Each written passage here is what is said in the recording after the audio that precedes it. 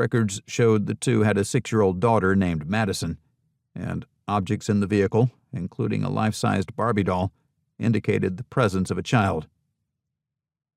Clues. The scene suggested the family had meant to return to their truck, but for whatever reason, didn't. The most immediate logical explanation available was that they had stopped to travel by foot and gotten lost. Using the family's cell phones and GPS device, deputies reconstructed their last logged movements.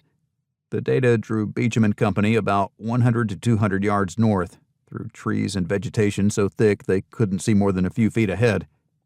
As deputies called out to the Jamesons, their visibility was limited to awkward glimpses of colleagues crashing through the wet foliage and fumbling with their flashlights. The small troop reached a hill and began to ascend it. Halfway up, they saw footprints. Small ones, the unmistakable impressions of a child's shoes, that tapered off quickly, dead-ending at the rocky plateau at the top of the bluff. Later, in the early morning hours, deputies found an image on one of the family's cell phones. It showed a young girl, presumably Bobby and Sherilyn's daughter Madison, standing alone.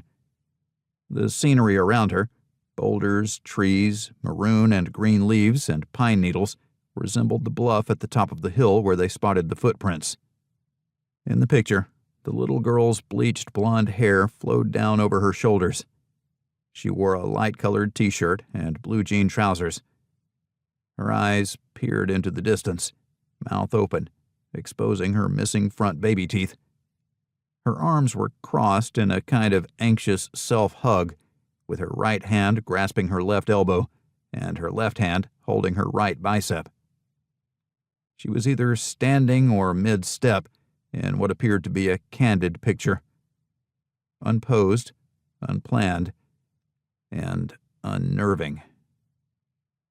As the first inkling of dawn touched the overcast mountain, Beecham stood alone, assessing the truck from a new angle on the clearing. Something was off.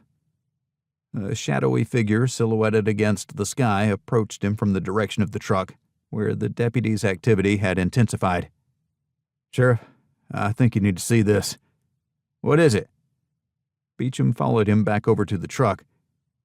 "We found something underneath the floor compartment.